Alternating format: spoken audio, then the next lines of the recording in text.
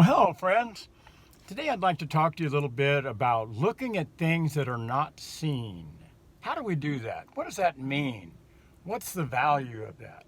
Well, if you recall recently, we were looking at a passage of scripture in 2 Corinthians chapter 4 and verse 13 where it says that we, having the same spirit of faith, according as it is written, I believed, and therefore have I spoken. Well, in that same chapter, just a few verses later, in 2 Corinthians chapter 4 and verse 18, it says, while we look not at the things which are seen, but at the things which are not seen. For the things which are seen are temporal, but the things which are not seen are eternal.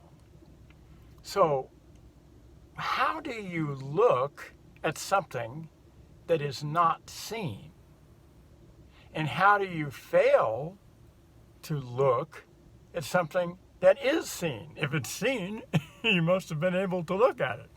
Well, we know that the Bible talks about the fact that Abraham, he looked at the physical facts that existed when he had a promise from God that he was going to become the father of many nations.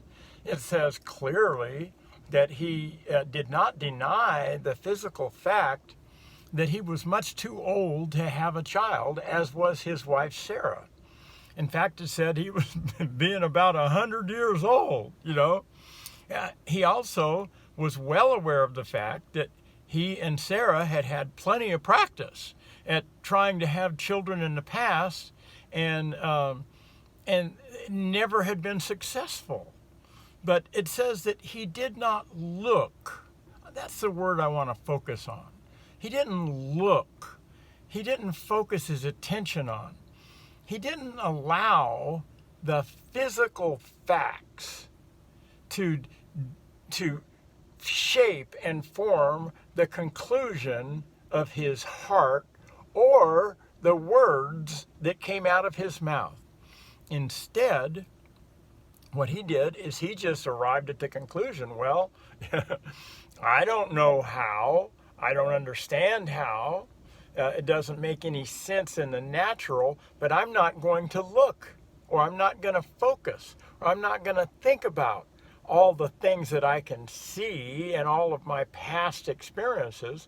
Instead, I'm just going to face this fact.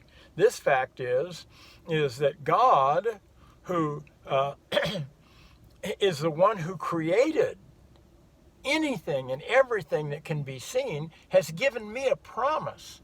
And that promise is that I'm going to become the father of many nations. In fact, as that scripture said, actually God is the one who calls things that be not yet in the physical world as if they already were, which is exactly what he did with Abraham.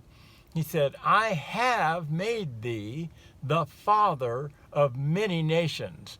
God made that statement when Abraham did not have not one single child. So what is it that we focus our attention on? How do we look not at the things which are seen, but at the things which are not seen? Well, we do that by focusing our attention on what the promises of God are.